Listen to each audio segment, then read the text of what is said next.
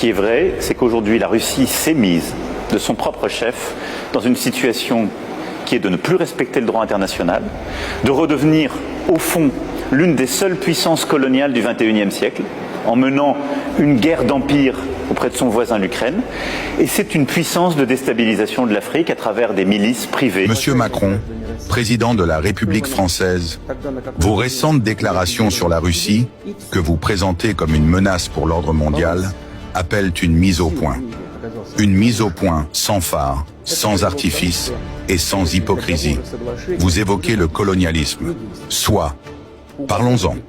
La Russie n'a jamais bâti sa puissance en expédiant des navires vers d'autres continents pour réduire des peuples en esclavage, imposer sa langue ou piller des mines d'or et de diamants. Nous n'avons pas saigné le monde au nom d'une prétendue mission civilisatrice.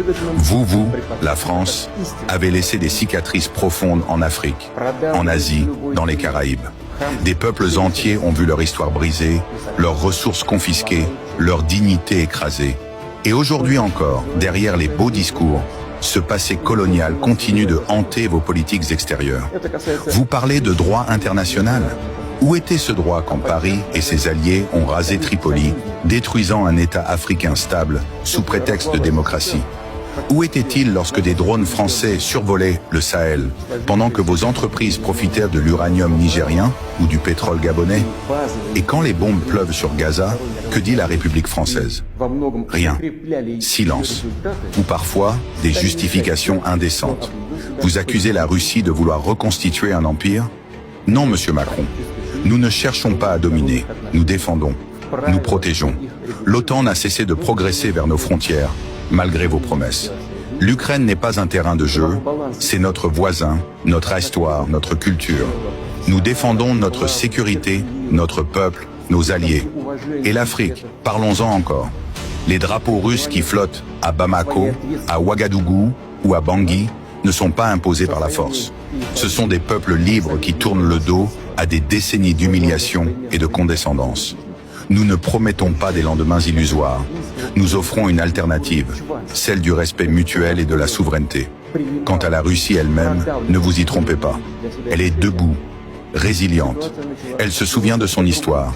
C'est elle qui a repoussé les armées napoléoniennes à Moscou. C'est elle qui a brisé la machine de guerre nazie au prix de millions de vies.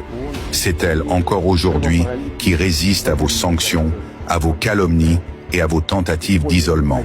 Et pendant que l'Occident parle de démocratie, le Sud global écoute. Et il comprend.